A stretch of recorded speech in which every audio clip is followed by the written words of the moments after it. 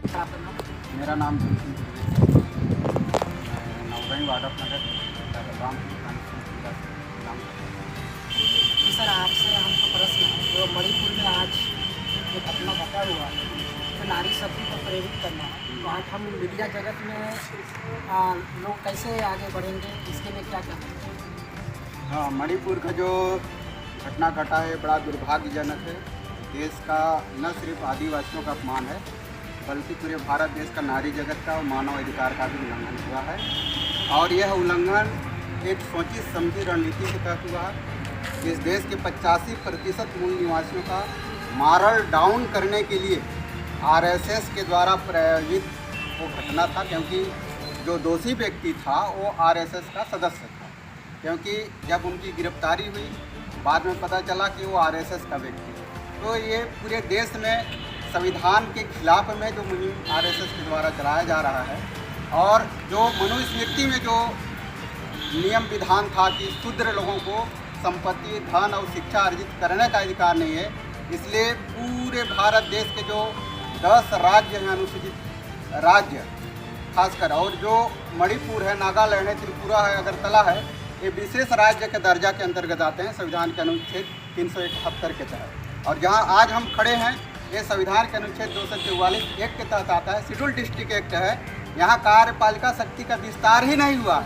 यहाँ जो अदालत है, यहाँ जो कलेक्टर है, जो यहाँ एसपी है, ये लोग सामान्य कानून को हमारे ऊपर लागू कर रहे हैं। ये गैर वैधानिक काम हो रहा है। अभी मैं आपको एक ताज़ा उदाहरण बताऊं। अंबिकापुर में एक आदिवासी का 1959-60 का कब्जा किया हुआ अनुसूचित क्षेत्र का जमीन कब्जा किया हुआ घर बनाया हुआ को हाई कोर्ट को कन्फ्यूजन में डाल के, हाई कोर्ट जैसे को कन्फ्यूजन में डाल करके, और हाई कोर्ट के जो महाधिवक्ता जनरल होते हैं या जो जजेज होते हैं, उन्होंने टीम गठित करके उनको सबसे पहले जांच करना चाहिए कि जिस मुद्दे को लेकर के ये हमारे पास याचिका दायर हुआ है, क्या ये याचिका सही है, क्योंकि वो शेड्यूल एरिया का क्षेत्र है। शेड्यूल एरिया का क्षेत्र में गैर वैधानिक कानून लागू करके 150 करोड़ रुपए का संपत्ति है आज के डेट में, उसको जो सरगुजा क्षेत्र से बाहर के निवासी, जिनका यहाँ डोमिनियन मतलब निवास क्षेत्र नहीं है, वो बाहर के निवासी लोग आकर के 150 करोड़ रुपए का संपत्ति को प्रशासन के मिली भगत कूट रचित दस्तावेज के साथ छेड़छाड़ करके हड़प लिए, और उनका घर को पहले तो जलाने का कोशिश किए, बाद में रात में उनको तोड़ दिया गया है, जमीन दोज कर दिया गया। ये संवैधानिक 5वीं अनुसूची का घोर उल्लंघन और अपमान है।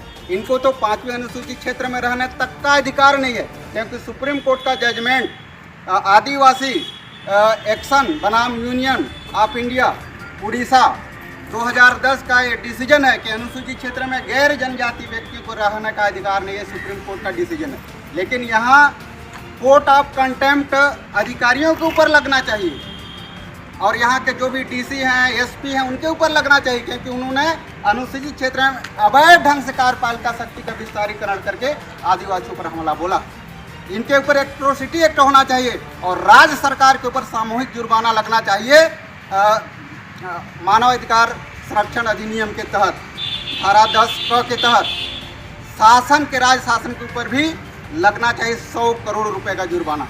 और यदि ये संज्ञान में हाईकोर्ट नहीं लेता है तो हम उसी हाईकोर्ट के संविधान पीठ में 5वीं अनुसूची के व्याख्या का मांग करेंगे कि क्या अवैध कार्यपालिका को अनुसूचित क्षेत्र में प्रवेश करके आदिवासियों का जो जीने का साधन है, जमीन, जो केवल साधन ही नहीं बल्कि वो संस्कृति है, वो धरोहर है, वो इतिहास है, जिनको पूर्वजों ने जंगल झाड़ को काट करके, छोल चतरा करके कृषि योग्य बनाया, और उसमें केवल कागज के टुकड़ा लेके बाहरी लोग घुसपैठ करके, सरगुजा का फाइनल सर्वे रिपोर्ट कहता है कि जो ब्राह्मण क्षत्रिय वैसे लोग हैं, यहाँ के मूल निवासी नहीं हैं, बाहर के लोग हैं, और बाहर के लोगों को यहाँ प्रोटेक्शन दे रही है। ये 5वीं अनुसूची का खुला उल्लंघन है। इसलिए ऐसे अधिकारियों के खिलाफ में मैं स्वयं कोर्ट ऑफ कंटेम्प्ट का केस करूँगा।